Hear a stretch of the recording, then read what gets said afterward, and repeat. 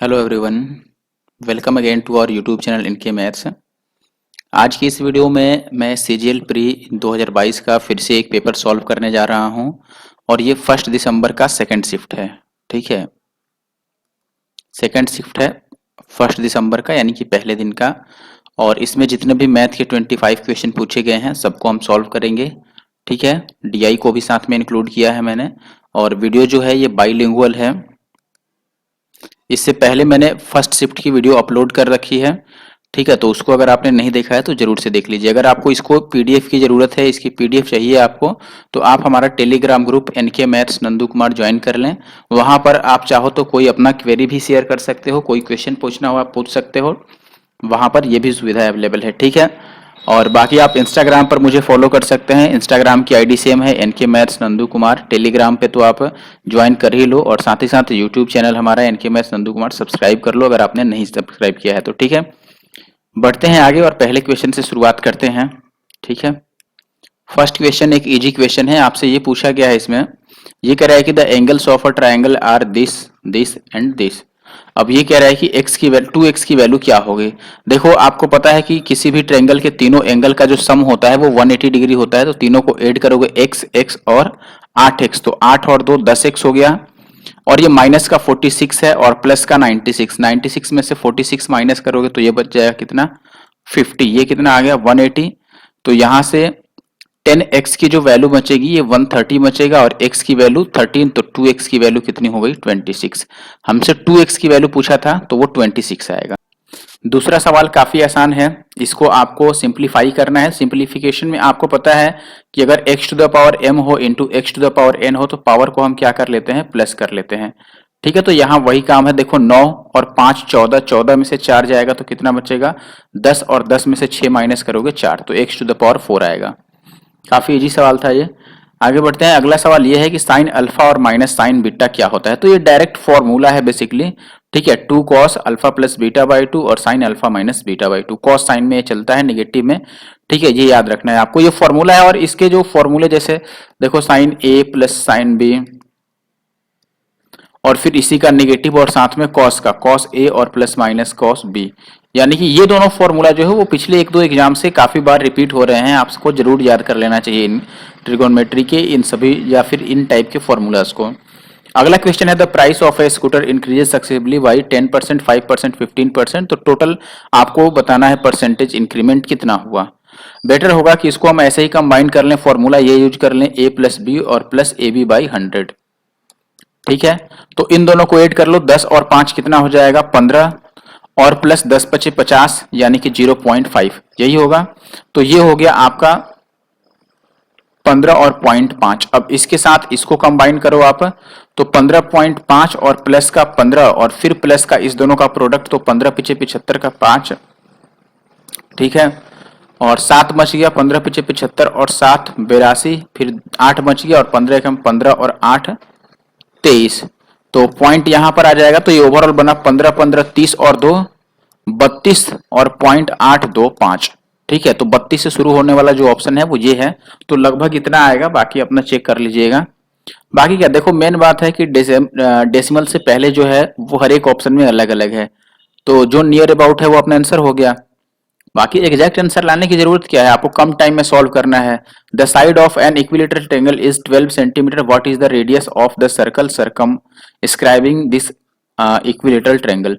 देखो जो आपसे ये कह रहा है कि उसके, ये ट्रायंगल हो गया, इसके बाहर बाहर जो सर्कल बनेगा उसका रेडियस क्या होगा, यानी कि जिसको आप सरकम रेडियस बोलते हो। तो सरकम रेडियस का फॉर्मूला क्या होता है, a बाई रूट 3 होता है।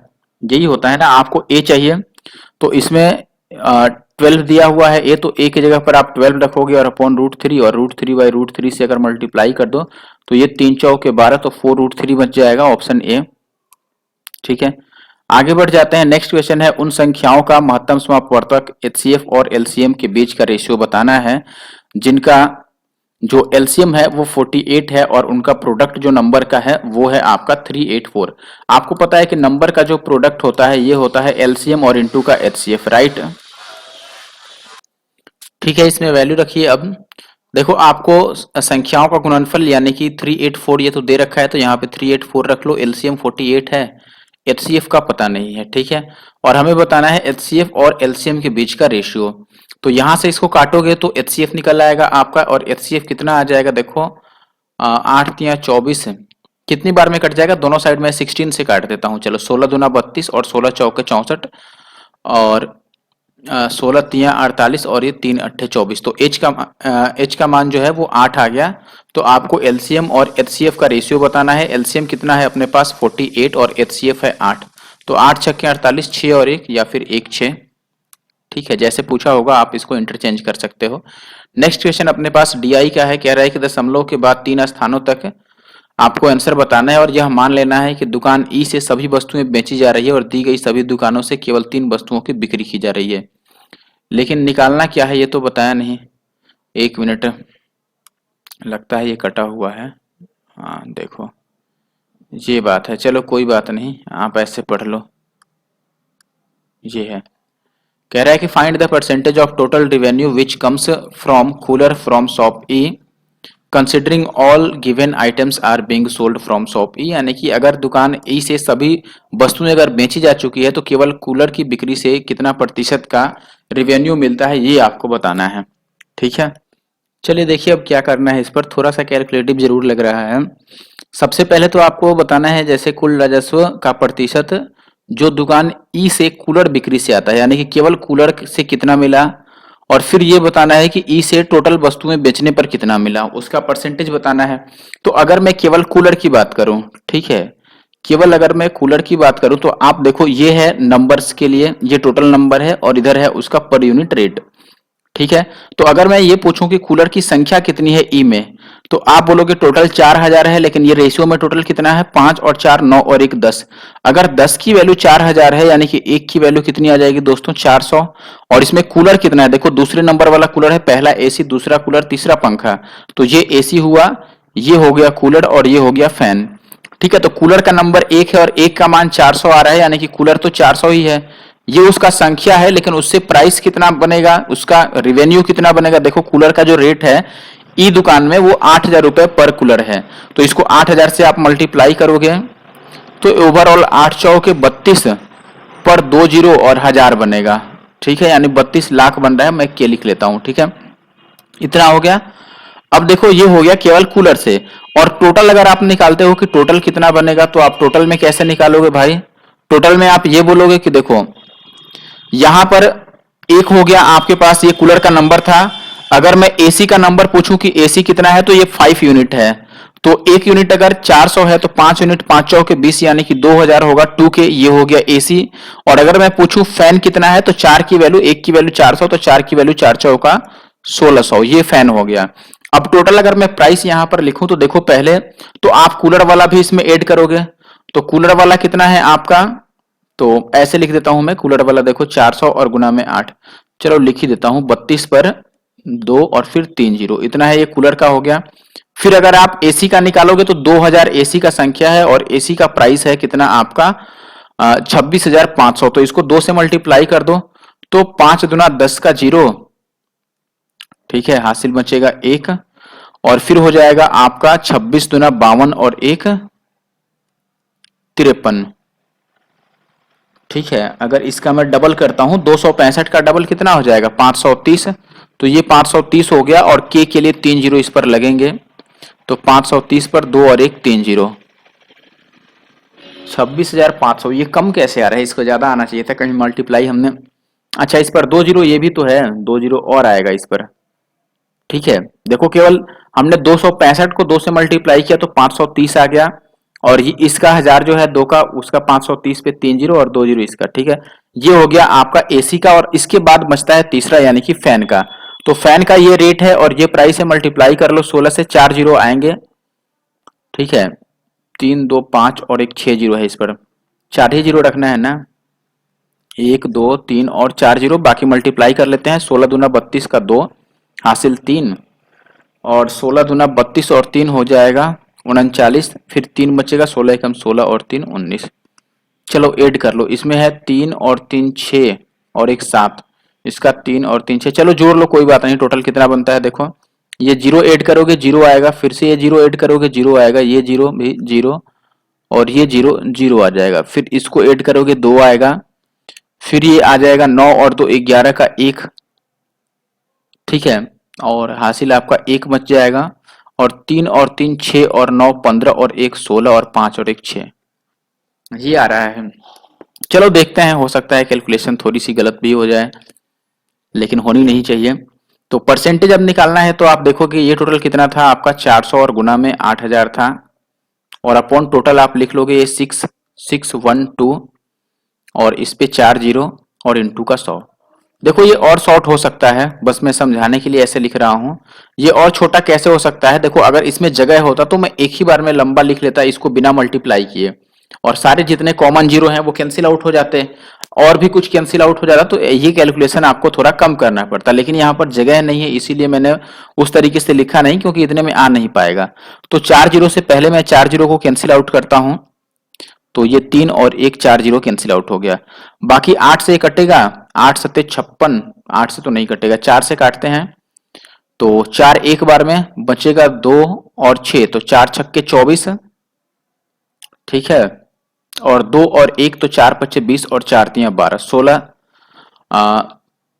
153 आ गया। ऊपर कितना बचा आपके पास, 8000 बच गया। ये ओवरऑल बचा कितना देखो, 8000 और बटा 1653, तो ये कितना आ जाएगा बताओ। अब यहां पर थोड़ा सा ऑप्शन का सहारा आपको लेना पड़ेगा। आप देखिए, अगर 16 से डायरेक्ट 80 को काटते हो तो 16 25 80 लगभग 5 आएगा, लेकिन ये 1653 है तो आंसर 5 से छोटा होगा, ये दोनों तो नहीं होगा। फिर 5 से छोटा क्यों होगा, क्योंकि ये 8000 से ऊपर होता तब 5 बार में कटता। 16 25 80, ये 53 भी तो है, उसमें भी तो 5 से मल्टीप्लाई होगा, ठीक है। अब देखो, अब बचता है कि ये 16 25 80 5 से थोड़ा ही छोटा होगा, क्योंकि 16 तियां अगर देखते हो, एक ऑप्शन 3 से स्टार्ट है, एक ऑप्शन 4 से स्टार्ट है, तो 16 चौके 64 वो ज्यादा करीब है। ये 16 तियां तो 48 यानी कि 4800 बहुत कम आ रहा है, तो ये भी नहीं होगा। ऑप्शन सेकंड जो है वो सही आंसर है। मेन जो है वो इस टाइप के कैलकुलेशन में, और जब भी ऐसा क्वेश्चन आपको देखे एग्जाम हॉल में, तो डेफिनेटली उसे स्किप करो, और लास्ट में अगर टाइम आपके पास बच पाया तो आप उसे सॉल्व कर लो, ठीक है।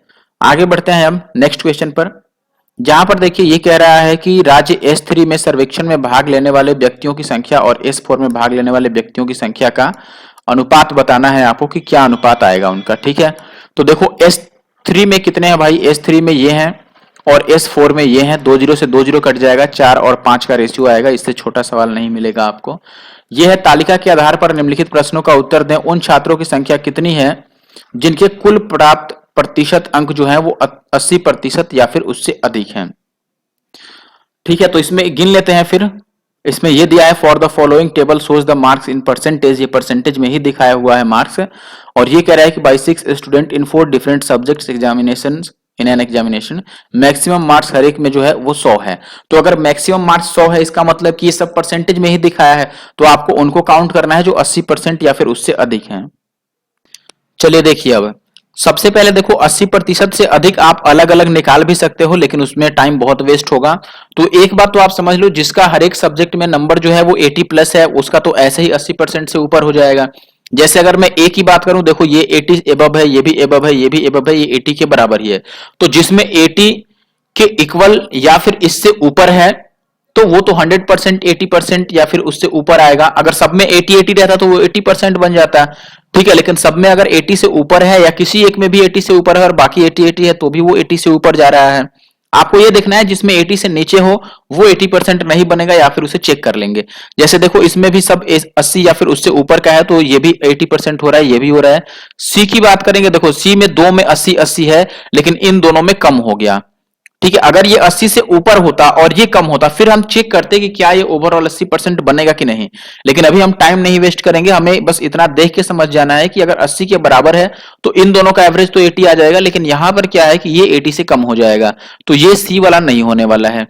डी की बात करें तो देखो 3 में 80-80 से ऊपर ऊपर है और इसमें 5 कम है, तो इसका गैप ये फिल कर रहा है ना, तो ये भी 80% बन जाएगा। आप ओवरऑल चेक भी कर सकते हैं। ई की अगर हम बात करें तो ई में ये 80 है, ये 85 है, और 2 जगह 5-5 कम है, तो ये भी नहीं होगा 100%, क्योंकि ये पूरा गैप फिल नहीं हो पा रहा है। आप चाहो तो परसेंटेज निकाल के चेक कर लेना। और इसमें देखो ये सब 80 से ऊपर है, तो इसमें भी हो जाएगा। तो 4 ऐसे छात्र हैं जिनका ओवरऑल 80% से ऊपर है। नेक्स्ट क्वेश्चन पर आते हैं। ये आपको बताना है, वैल्यू डायरेक्ट पुट करो। ये मैं पहले साफ सुथरा लिख देता हूं शब्दों में। ये लिखा है आपको साइन 30, फिर साइन है 40, फिर है साइन 50 और फिर है साइन 60। अपॉन में लिखा है कॉस 30, ठीक है, फिर कॉस 40, फिर कॉस 50 और कॉस 60। अब आपको पता है कि अगर मैं इन सबको चेंज करूं कॉस को, तो ये 90 माइनस थीटा होता है, तो जो 30 वाला है ये साइन 60 बन जाएगा, जो 40 वाला है ये साइन 50 बन जाएगा, जो 50 वाला है ये साइन कितना बन जाएगा 40, ठीक है, क्योंकि 90 में से आपको माइनस करना है। और जो 60 वाला है वो कितना बन जाएगा साइन 30। अब देख रहे हो जो चीज नीचे है वही चीज ऊपर है, तो कैंसिल आउट होके 1 आएगा, ठीक है। आगे बढ़ते हैं question number 11। A B C एक कार्य को अलग अलग 10, 20 और 40 दिन में कर सकते हैं। ए को प्रत्येक तीसरे दिन बी और सी की सहायता मिले तो कितने दिन में काम पूरा होगा। देखो ए है, बी है और सी है, ये 10 दिन में करता है, ये 20 दिन में और ये 40 दिन में। एलसीएम तो 40 ही बनेगा, यानी कि तीनों की एफिशिएंसी, इसकी 4 की आएगी, इसकी 2 की और इसकी 1 की एफिशिएंसी आएगी, यही होगा। अब देखो टोटल कितना काम करना है, तो आप बोलोगे 40 यूनिट। लेकिन काम कैसे होना है भाई, प्रत्येक तीसरे दिन बी और सी दोनों ए का काम करेंगे, यानी पहले दिन ए काम करेगा, दूसरे दिन भी ए काम करेगा, और तीसरे दिन कौन काम करेगा भाई मेरे, ए के साथ बी और सी ये भी काम करेंगे, ठीक है। फिर देखो पहले 2 दिन ए काम करेगा और तीसरे दिन बी और सी दोनों उसको असिस्ट करेंगे, ठीक है। तो ये ओवरऑल 3 दिन में कितना यूनिट काम हो जाएगा, देखो ए पहले दिन 4 यूनिट काम करेगा, दूसरे दिन फिर से 4 यूनिट काम करेगा और तीसरे दिन ये तीनों मिलके काम करेंगे, तो 4 और 2 6 और 1 7, तीसरे दिन 7 यूनिट का काम होगा। यानी कि ओवरऑल 4 और 4 8 और 7 15 यूनिट का वर्क हो जाएगा कितने दिनों में दोस्तों, 3 दिनों में, ठीक है। ये 3 दिन का काम है, 3 डेज में इतना यूनिट का काम होगा। अच्छा अगर मैं डबल कर लूं, मान लो 15 टू जा 30 यूनिट का अगर मैं काम देखूं, तो 3 दूना 6 दिन लगेगा, 6 दिन में 30 यूनिट का काम हो जाएगा, ठीक है। अच्छा आप देखो, और अगर मैं 3 दिन लगा दूं, आप बात समझना, देखो 6 दिन में तो 30 यूनिट काम हो रहा है, ये नहीं होगा आंसर। फिर अगर और मैं इसको 3 दिन दे दूं, तो 3 दिन में और 15 यूनिट काम, यानी कि 45 काम हो जाएगा कितने दिनों में, 9 दिनों में। और काम तो 40 ही है ना, यानी कि आंसर 9 से छोटा ही होगा। ये दोनों तो फिर गया, ऑप्शन 4 बच गया।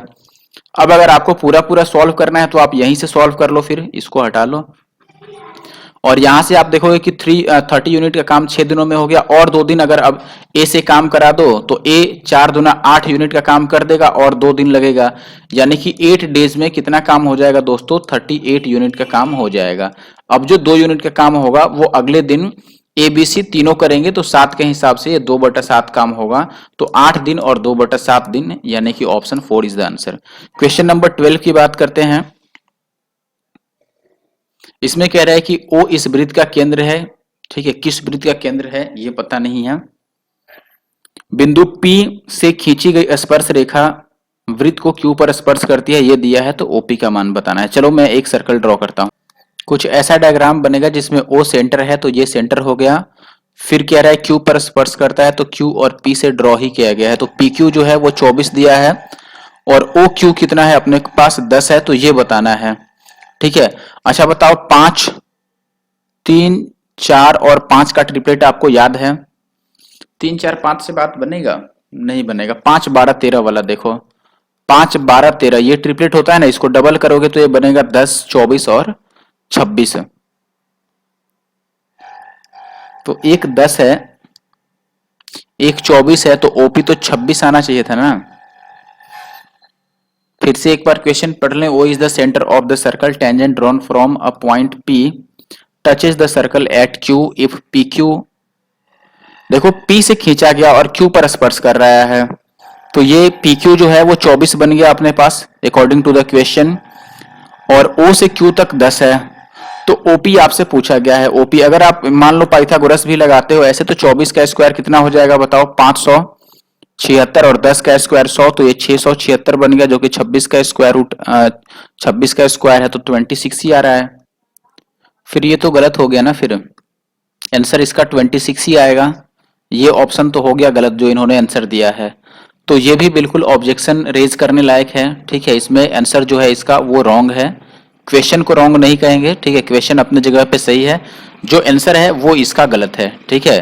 तो आंसर रॉन्ग है यहां पर, आप चाहो तो इसका ऑब्जेक्शन रेज कर सकते हो। सेकंड शिफ्ट,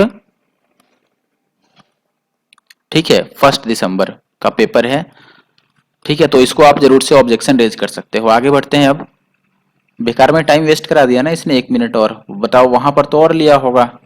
ऐसे में तो केस कर देना चाहिए एसएससी के ऊपर। इसका मध्यानुपाती और इसके तृतीय अनुपाती का रेशियो बताना है। इनका मध्यानुपाती आपको पता है कि क्या होगा, अंडर रूट ए बी, यानी कि 0.16, 1.6 और 3.6। ये होगा 0.4 और ये हो जाएगा 0.6, तो 6 चौके 24 यानी कि 0.24 आ गया। ये कितना आएगा? इनका तृतीय अनुपाती क्या होता है? तृतीय अनुपाती सी जो होता है ये बी स्क्वायर बाई ए होता है। देखो ये ए हो गया, जैसे ये बी हो गया और तृतीय अनुपाती सी हो गया। ठीक है, तो ये कैसे बनता है आपका B square by A. B यानी कि 8 का स्क्वायर 64 और बटा ए यानी कि 5। ठीक है, तो 64 दूना 128, तो ये 12.8 बन गया। रेशियो निकाल लो आप, या फिर ऐसे ही रहने दो, कोई दिक्कत नहीं है।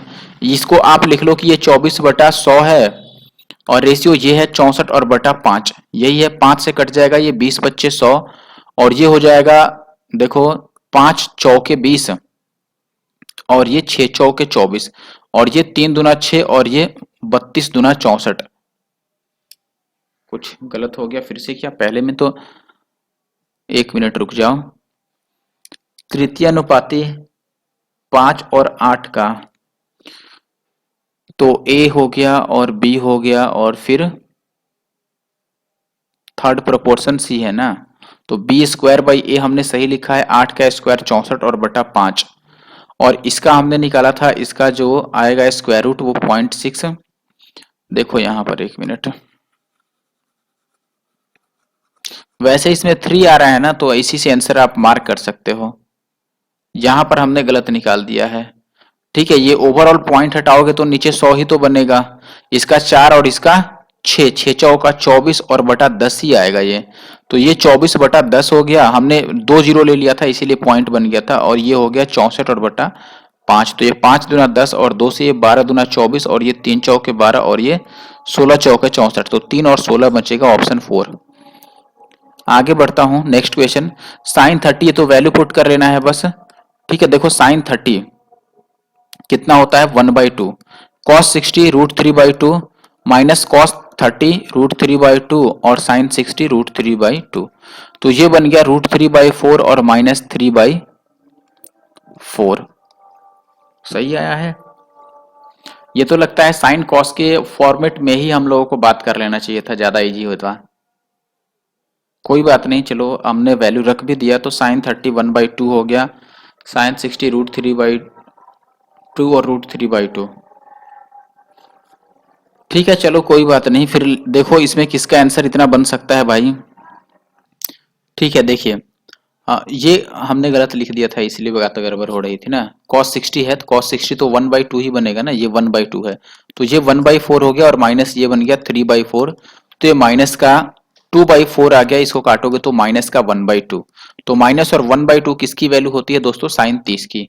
cos 30 तो होता नहीं और साइन 30 ये तो पॉजिटिव ही है, ये आंसर होगा, क्योंकि ये माइनस तो लगेगा ना और इसके बदले में साइन 30 भर दोगे। आप चाहो तो बाई फॉर्मूला भी इसको कर सकते हो।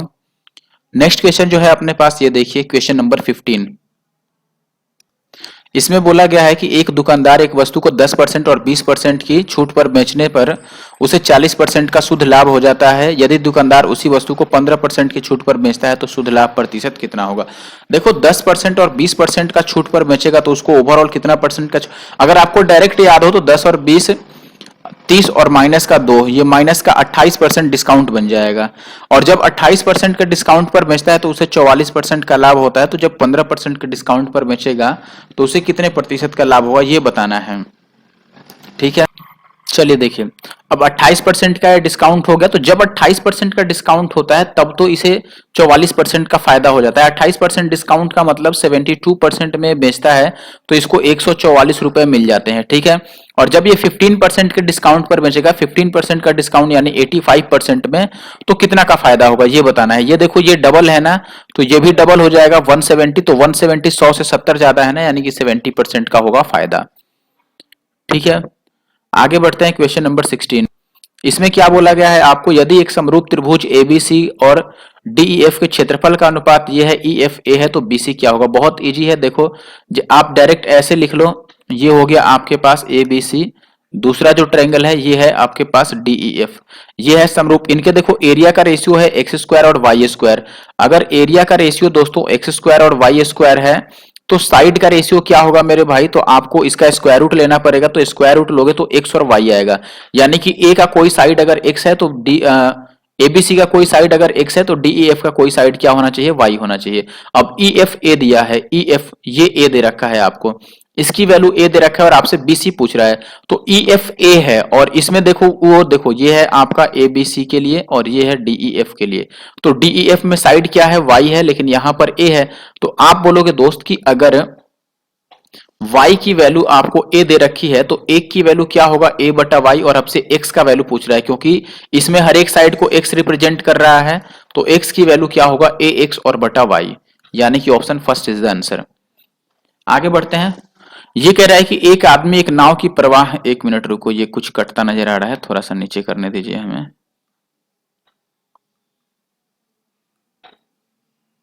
ठीक है, अभी चलिए। एक आदमी नाव को प्रवाह की दिशा में चलाते हुए एक निश्चित दूरी 9 घंटे में तय करता है, जबकि विपरीत दिशा में नाव को चलाते हुए समान दूरी वह 18 घंटे में तय कर लेता है। शांत जल में समान दूरी के 3/5 भाग तक नाव चलाने में उसे कितने घंटे लगेंगे। देखो जब वो उसी डायरेक्शन में चलता है यानी कि डाउन स्ट्रीम में तो 9 घंटे लगते हैं, अप स्ट्रीम में उसको 18 घंटे का टाइम लग जाता है। यानी कि अप स्ट्रीम में उसको टाइम डबल डबल लगता है। अगर टाइम डबल लगता है यानी कि स्पीड हाफ हो जाता है अप स्ट्रीम के केस में। ठीक है। अब ये कह रहा है कि शांत जल में समान दूरी के 3/5 अगर चलना है तो कितने घंटे लगेंगे। देखो या तो आप इसमें बेसिक से जा सकते हो या फिर रेशियो लगा सकते हो। रेशियो कैसे लगेगा मैं आपको बताता हूं और बहुत मजा आएगा, ये तरीका आपको बहुत अच्छा लगेगा। देखो जैसे मैंने बोला कि आपको टाइम का दे रखा है, रेशियो क्या दे रखा है भाई मेरे, कि टाइम जो है वो आपका डाउन स्ट्रीम में 9 यूनिट लगता है और अप स्ट्रीम में ये 18 यूनिट लगता है। ठीक है। अगर ये टाइम का रेशियो है तो स्पीड का रेशियो उल्टा होगा, यानी कि ये 2 बनेगा और ये 1 बनेगा। इसका रेशियो 1 और 2 का है ना, तो स्पीड का रेशियो 2 और 1 का आएगा। और यहां से distance, speed into time distance होता है, तो डिस्टेंस कितना बन रहा है आपका 18 एकम 18। ये 18 यूनिट क्या बन गया, डिस्टेंस बन गया। और यहां से अगर बोट की स्पीड निकालोगे तो आपको पता है कि बोट होता है आपका, बोट की स्पीड कैसे निकालते हैं हम, down stream plus up stream by 2। तो ये डाउन स्ट्रीम में है 2, अप स्ट्रीम में है 1, तो 2 और 1 3/2 आ गया, बोट का स्पीड आ गया इसके हिसाब से। अब अगर हम टाइम निकालें, अगले के में ये टाइम पूछा है, तो टाइम में ये कह रहा है कि डिस्टेंस कितना चलना है आपका, डिस्टेंस चलना है 3/5। तो पहले डिस्टेंस था आपका 18, इसका अगर 3/5 लोगे तो ये डिस्टेंस हो गया, और बटा स्पीड, डिस्टेंस बाई स्पीड यही होता है टाइम। तो स्पीड कितना है भाई मेरे 3/2 का। तो ये बन गया आपका, देखो 18 और गुना 3/5 और गुना में 2/3। तो ये 3 से 3 गया, 18 दूना 36 दूना 72, तो 7.2। ठीक है, ये 7.2 यानी कि ऑप्शन फर्स्ट। और मुझे लगता है कि ये तरीका ज्यादा अच्छा है इस क्वेश्चन को करने के लिए, बाकी आप बेसिक से भी जा सकते हैं। आगे बढ़ते हैं। Question number 18। एक परीक्षा में कह रहा है कि एक कक्षा में 25 छात्रों का औसत अंक 19 था। बाद में शिक्षक ने महसूस किया कि 2 छात्रों के अंक 14 और 15 के बजाय गलती से 18 और 19 लिया गया, नया क्या होगा। देखो सबसे पहले आप ये देखो 14 और 15, 14 के बदले में 18 लिया है यानी 4 ज्यादा लिया है तो 4 कम करना पड़ेगा। 15 के बदले में 19 लिया है, ये भी 4 ज्यादा लिया है तो 4 कम करना पड़ेगा, यानी कि ओवरऑल 8 की कमी करनी पड़ेगी। कितने छात्रों में भाई मेरे, 25 छात्रों में। तो कितना कम हो जाएगा, देखो ये कितना बनेगा बताओ, 4 से गुना कर दें, 8 चौके 32, तो 0.32 कम करना पड़ेगा। 8 चौके 32, 0.32 कम कर दो। 19 में से 32 कम करोगे तो लास्ट में तो 80 आएगा ना, पॉइंट के बाद 2 है तो 10 में से 2 माइनस करोगे 8 ही आएगा। या फिर इसको आप 19 और माइनस 0.32 कर लो, एक्यूरेट चाहिए तो। अगला सवाल देखिए, आपको इस फॉर्मेट में दिया है, इसका मतलब k प्लस 1/k की वैल्यू आपको -2 दिया है, ये पूछ रहा है। आपको ये बात तो पता होगा दोस्तों, k प्लस 1/k अगर -2 होता है तो k को हम -1 लेते हैं ऐसे केस में, और अगर k प्लस 1/k की वैल्यू 2 होती है तो k को हम 1 लेते हैं। तो -1 पुट कर दो इसमें, अगर k स्क्वायर की जगह पर -1 पुट करोगे तो ये 1 -4 -2 और ये 1 -1 और -5 बनेगा। तो 4 और 2 6 में से 1 गया तो 5, और ये कितना बनेगा, 5 और 1 6, ये तो कट ही गया, ये भी -5, तो ये कैंसिल होके 1 देगा आपको, यानी कि ऑप्शन 4। क्वेश्चन नंबर 20, यहां पर आपको क्या बोला गया है कि इतना को 8 से भाग देने पर शेषफल क्या होगा। डायरेक्ट 8 से भाग ही कर लो, लास्ट के 3 ही अंक में भाग करने की जरूरत है ना। 8 से भाग करोगे पहले तो 8 कम 8 4 और 7 बचेगा, 8 बचे 40 तो 7 बच जाएगा। आगे बढ़ते हैं क्वेश्चन नंबर 21 में। आ जाओ भाई जल्दी से। 4 सेंटीमीटर त्रिज्या वाले एक शीशे के एक अर्धगोले को 72 सेंटीमीटर ऊंचाई वाले लंब वृत्तीय शंकु में ढाला जाता है तो शंकु के आधार की त्रिज्या क्या है। जब एक को दूसरे चीज में ढालना है उसको पिघलाकर तो वॉल्यूम सेम होगा। तो देखो इसका वॉल्यूम कितना है, 4 बाई अर्धगोला है ना तो 2/3 होगा और पाई आर क्यूब यानी 4 का क्यूब कितना हो गया भाई मेरे 64। दूसरी साइड आपका क्या है शंकु, तो शंकु हो जाएगा 1/3 और पाई आर स्क्वायर और एच। ठीक है, तो h हो गया 72। अब ये देखो आप काट लो इसको, तो ये 3 से 3 कट जाएगा और पाई से पाई कट जाएगा और 2 से कट जाएगा, 36 दूना 72 और ये 9 चौके 36 और ये 16 चौके 64। तो r का मान 4/3 आ जाएगा। 4/3 का मतलब 1.33। तो ऑप्शन फर्स्ट आंसर होगा। नेक्स्ट क्वेश्चन देखिए, कह रहा है कि एक व्यक्ति किसी निश्चित राशि को 25% वार्षिक दर से साधारण ब्याज पर उधार देता है। 6 वर्षों में उधार दी गई राशि जो है वो मतलब जो ओवरऑल बनता है वो राशि से 360 रुपए अधिक बन जाते हैं। तो राशि क्या थी। देखो 360 रुपए अधिक बनने का मतलब कि ये एसआई हो गया 360 और टाइम आपके पास है ही 6 साल। ठीक है, और रेट आपको पता है कि 25% है और प्रिंसिपल बताना है। तो कैसे निकालोगे भाई मेरे, देखो 25% एक साल में, तो 6 साल में 25 छके 175% बनने चाहिए थे, जिसका मान कितना हो गया भाई 25 छक 150 होता है ना, सॉरी ये बनना चाहिए था 150%, जिसकी वैल्यू यहाँ पर 360 है। तो 100% की वैल्यू आपसे पूछा गया है। तो अगर मैं 0 से 0 काट लूं और ये काट दूं 12 तियां 36 और ये 5 तियां 15, तो 5 को आप 100 कैसे बना सकते हो, 20 से गुना करके। इसको भी 20 से गुना कर दो, 20 25 100, 12 तियां 36 5 तियां 15। तो ये क्या कह रहा है, उधार दी गई राशि। तो यार कुछ गलत नहीं काट दिया ना हमने, 12 तियां 36 5 तियां 15। 6 वर्षों में इतना रुपए अधिक हो जाते हैं 360, 25 छक 150। चलो 1 मिनट फॉर्मूला ही लगा देते हैं। देखिए गड़बड़ होने का कारण क्या है, यहाँ पर थोड़ा सा कॉन्सेप्ट हम गलत लगा रहे हैं। मैं एक बार मिटा के आपको फिर से समझाता हूं इसको।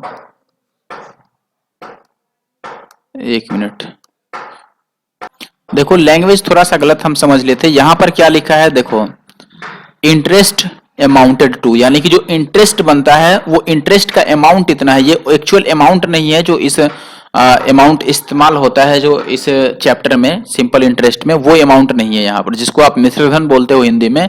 ये कह रहा है कि जो ब्याज मिलता है तो ब्याज की राशि कितनी बनती है दोस्तों, वो मूलधन से 360 रुपए अधिक बनता है। यानी कि जो इंटरेस्ट का अमाउंट बन रहा है ना, इंटरेस्ट जो बन रहा है वो सम से 360 रुपीज ज्यादा बन रहा है, वो इसके कहने का मतलब है। देखो ब्याज जो है वो उधार दी गई राशि से 360 रुपए अधिक होते हैं। अब मान लो मैं प्रिंसिपल बोलूं कि 100% है दोस्तों, ठीक है, तो यहां पर आपका इंटरेस्ट कितना बन रहा है ओवरऑल, देखो 25% की दर से 6 सालों में ये 150% बन जाएगा। तो जो ये सम है उससे ये इंटरेस्ट कितना ज्यादा बन गया, 50% ज्यादा बन गया। और यही चीज क्वेश्चन में दिया था 360, तो 50% अगर इतना है तो 100% कितना होगा, इसका डबल यानी 720। तो थोड़ा सा लैंग्वेज का हेरफेर है, ऑप्शन सेकंड आंसर है। ठीक है, आगे बढ़ते हैं। ये एक एक्स्ट्रा क्वेश्चन आ गया है लगता है यहां पर, तो चलिए आइए नेक्स्ट क्वेश्चन अपने पास है कि केरल द्वारा स्टील के उत्पादन में केंद्रीय कोण क्या है। केरल कौन सा है भाई इसमें से, ये है येलो कलर वाला केरल है, यानी कि ये 200। तो 200 का केंद्रीय कोण क्या होगा, ओवरऑल जोड़ लो कितना है, 2 और 2 4 और 2 6 और 2 800, तो ऐसे हो गया। और 20 और 40 60 और 60 120 और 80 200 ऐसे, तो ये 1000 बन गया ना। तो 1000 में 2 कितना हो जाएगा भाई मेरे, ये ओवरऑल देखो 1000 बन गया। तो 1000 के लिए 360 डिग्री होगा क्योंकि ओवरऑल 1000 है और ओवरऑल एंगल 360 बनेगा। और 200 के लिए ये पूछ रहा है, ठीक है, ये 0 से 0 काट दोगे, 100 का ये 200 डबल है तो इधर 36 का डबल कितना हो जाएगा 72। तो ऑप्शन थर्ड जो है वो आंसर बनेगा। आगे बढ़ जाते हैं next question 24 number, x plus 1/x इतना है और ये x to the power 4 1/x to the power 4 पूछ रहा है। 2 बार स्क्वायर करना पड़ेगा, एक बार स्क्वायर निकालोगे आप तो ये जितना दिया है इसका स्क्वायर करके 2 माइनस करोगे तो ये 5 का स्क्वायर 25 दूना 50 में से 2 माइनस करोगे 48। फिर पावर 4 अगर लिखना है तो जो दिया है 48, इसका स्क्वायर और माइनस का 2 करोगे तो आपको पता है कि इसका स्क्वायर कितना बन जाएगा दोस्तों 48 का स्क्वायर 50 से 2 कम है तो 2 का स्क्वायर 0,4 और 0,4 में से 2 माइनस करोगे तो लास्ट में 0,2 आएगा। ठीक है, लास्ट का 2 डिजिट मैंने निकाल लिया। आप पूरा भी निकाल सकते हो।